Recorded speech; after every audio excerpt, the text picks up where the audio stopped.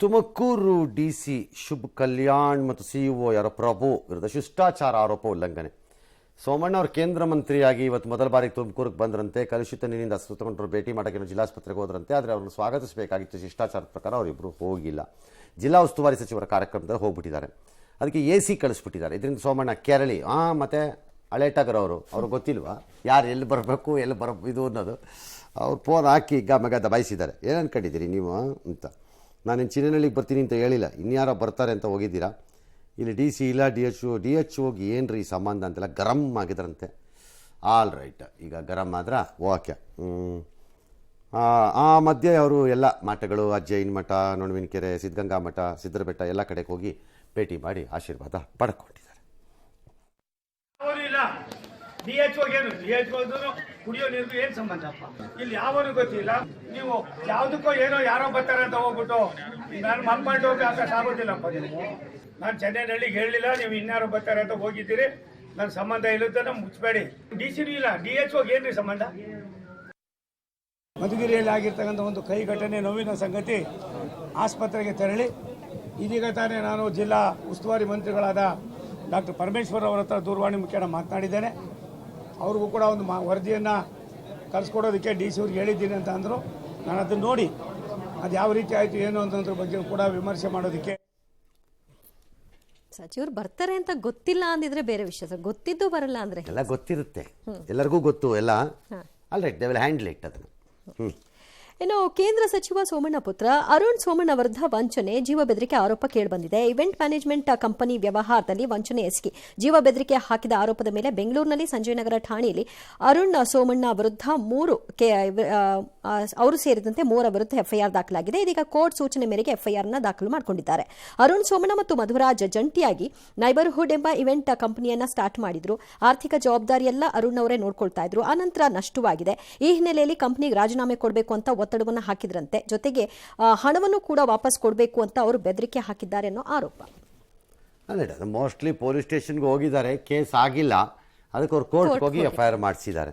Face ಮಾಡಬೇಕು ಅದನ್ನು ಅಷ್ಟೇ. ಅಲ್ಲಿಂದ ಬಂದ ಮೇಲೆ ಹಾಗಿದ್ರೆ ಬಿಜೆಪಿಗರ ಮೇಲೆ RSS ಟೀಕೆ ಟಿಪ್ಪಣಿ ಪ್ರತ್ಯಕ್ಷ ಹಾಗೂ ಅಪ್ರತ್ಯಕ್ಷವಾಗಿ ಎರಡೂ ಮುಂದುವರೆದಿದೆ. ರಾಮನ ಪೂಜಿಸುವವರ ಅಹಂಕಾರದಿಂದ ಬಿಜೆಪಿಗೆ ಸ್ಥಿತಿ ಬಂದಿದೆ.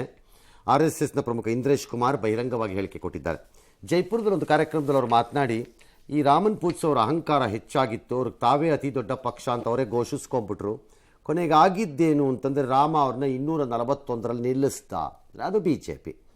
ಮುಂದುವರೆದು ರಾಮನ ಮೇಲೆ ನಂಬಿಕೆ ಇಲ್ಲದವ್ರನ್ನ 234ಕ್ಕೆ ನಿಲ್ಲಿಸ್ತಾ ಅಂತ ಏನೇಯೋ ಇಂದ್ರೆ ಅವ್ರು ಹೇಳಿದ್ದಾರೆ. ಇದು ನಾನಾ ಚರ್ಚೆಗೆ ಎಡೆ. ಈ ಮಧ್ಯೆ ಡ್ಯಾಮೇಜ್ ಕಂಟ್ರೋಲ್ ಎಲ್ಲ ಇದೆ. ನಾಳೆ ಗೋರಖ್ಪುರಲ್ಲೆಲ್ಲೋ ಯೋಗಿ ಆದಿತ್ಯನಾಥ್ ಅವ್ರ ಕಾನ್ಸ್ಟಿಟ್ಯೂನ್ಸಿಗೆ ಅವ್ರು ಹೋಗ್ತಿದ್ದಾರಂತೆ. ಮೋಹನ್ ಭಾಗವತ್ ಅವರು ಅಲ್ಲಿ ಹೋಗಿ ಅವ್ರನ್ನ ಭೇಟಿ ಮಾಡ್ತಾರೆ ಇಂತೆಲ್ಲ ಇದೆ. ಈ ಮಧ್ಯೆ ಏನೋ ಕೋಆರ್ಡಿನೇಷನ್ ಟಾಕ್ಸ್ ನಡೀತಿದೆ ಡ್ಯಾಶ್. ಚುನಾವಣೆ ಆದ ಮೇಲೆ ಅಥವಾ ಆಗುವ ಸಂದರ್ಭದಲ್ಲೂ ಕೂಡ ಈ ಥರದ ಮಾತುಗಳು ಬಂತು. ಈ ಬಾರಿ RSS ಯಾವುದೇ ರೀತಿ ಇನ್ವಾಲ್ವ್ ಆಗ್ತಾ ಇಲ್ಲ, ದೂರ ಇದ್ದಾರೆ ಅವರು, ಸವಾಸಕ್ಕೆ ಹೋಗಿಲ್ಲ ಅವರು ಅಂತ. ಕಾಂಗ್ರೆಸ್ ಮಾತ್ರ ಈಗ ತಿರುಗಿ ಬಿದ್ದಿದೆ.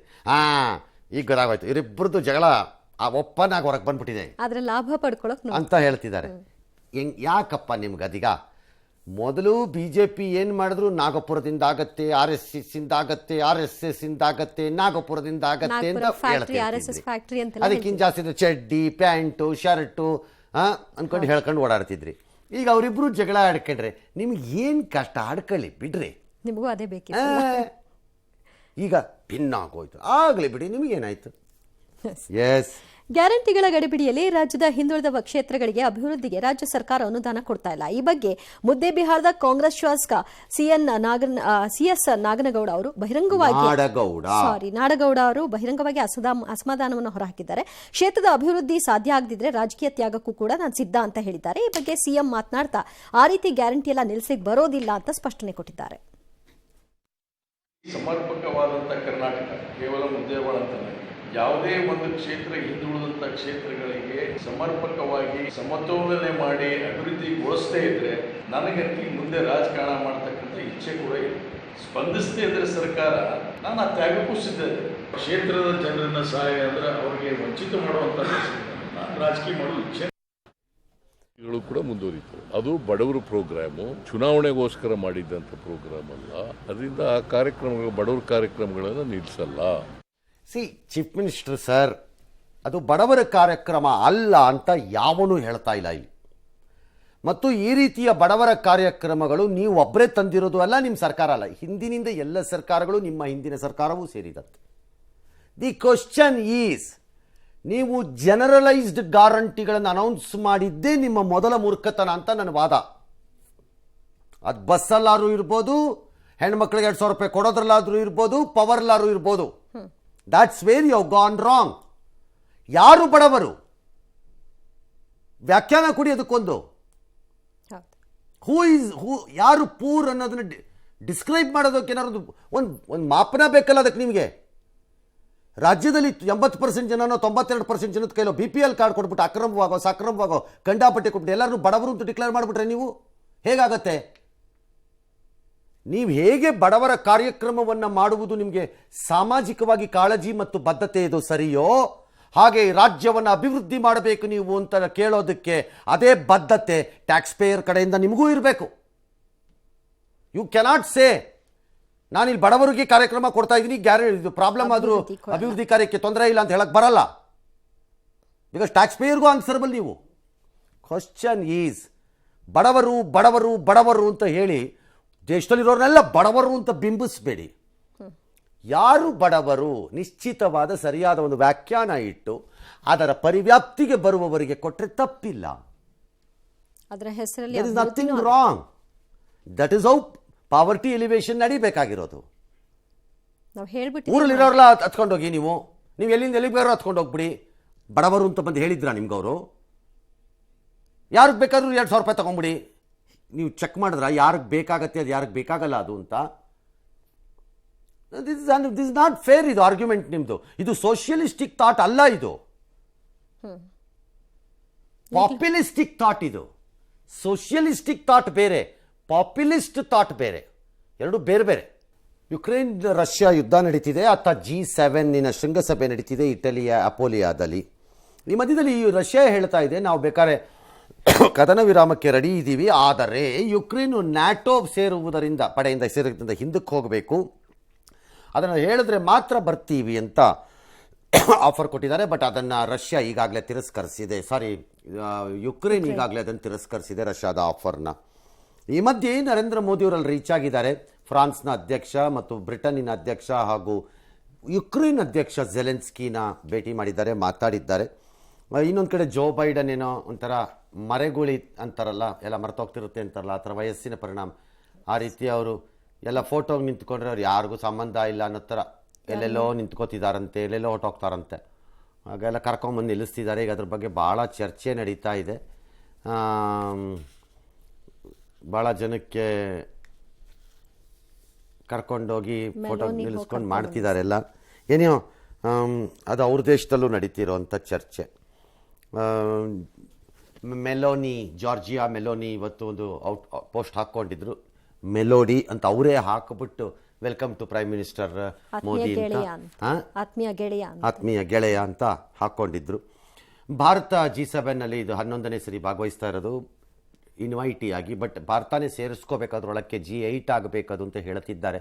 ಬಿಕಾಸ್ ಆ G7 4 ದೇಶಗಳಷ್ಟು ಒಟ್ಟು ಏನಿದೆ ಎಕಾನಮಿ ಆರ್ಥಿಕ ಗಾತ್ರ ಏನಿದೆ ಅದು ಭಾರತದ ಒಂದೇ ಹತ್ರ ಇದೆ. ಅಂದರೆ ಇಟಲಿ, ಫ್ರಾನ್ಸು, ಕೆನಡಾ ಎಲ್ಲ ಸೇರಿದ್ರೆ ಅಷ್ಟು ನಮ್ಮ ಹತ್ರನೇ ಇದೆ.